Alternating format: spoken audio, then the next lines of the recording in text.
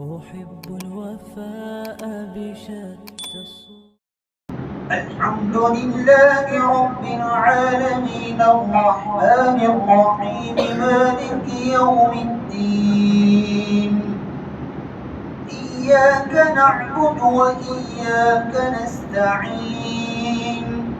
اهدنا الصراط المستقيم صراط الذين أنعمت عليهم غير المغضوب عليهم ولا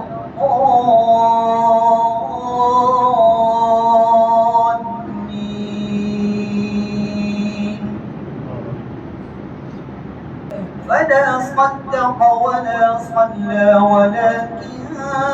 كذب وتولى